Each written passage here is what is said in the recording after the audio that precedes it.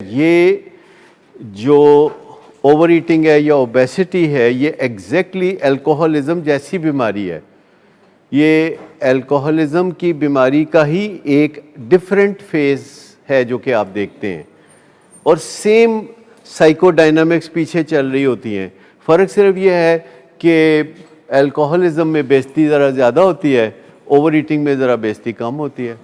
اس تو زیادہ تو کوئی فرق نہیں نا. دیکھیں جو بھی ایڈکٹیو بیہیویئر ہوگا چاہے وہ ورکوہلزم ہو, ورکوہلزم میں بھی بڑی بے عزتی ہوتی ہے.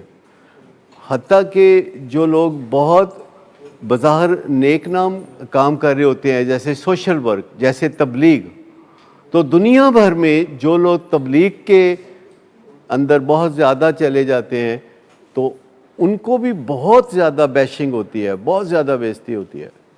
لیکن جو بھی ایک چیز کی طرف توجہ دے گا اور باقی کسی چیز کی طرف توجہ نہیں دے گا تو وہ ایک چیز بھی اس کی بے عزتی کرے گی اور باقی چیزیں بھی اس کی بے عزتی کریں گی.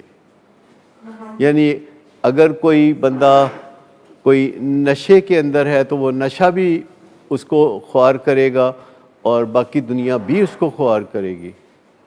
یہ اگر آپ دیکھ لیں کہ ایک شے کو توجہ دینا اور باقی اشیاء کو, جسے کہتے ہیں چن لیا تمہیں میں نے سارا جہاں رہنے دیا, تو اس میں بڑی بے عزتی ہے. یہ میں آپ کو بتاؤں کہ جس چیز کو بھی آپ چن لیں گے تو باقی چیزوں کو آپ رہنے دیں گے تو بے عزتی کا بازار گرم ہو جائے گا.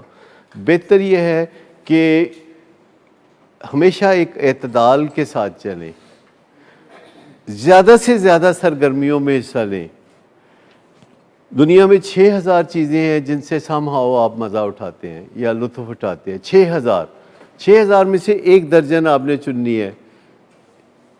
جیسے آپ گیمز میں لطف اٹھاتے ہیں, آپ لوڈو کھیلتے ہیں تو کچھ مزہ آتا ہے, آپ کھانا کھاتے ہیں تو مزہ آتا ہے, میوزک میں مزہ آتا ہے, ایکسرسائز کریں اس میں بھی مزہ آنے لگتا ہے, سونے میں مزہ آتا ہے, اور بے شمار چیزیں ہیں کہ جن میں مزہ آتا ہے. کام کاج کرنا, پروڈکٹیو ہونا, پڑھنا لکھنا, نئے حقائق دریافت کرنا, ان سب میں بہت لطف آتا ہے.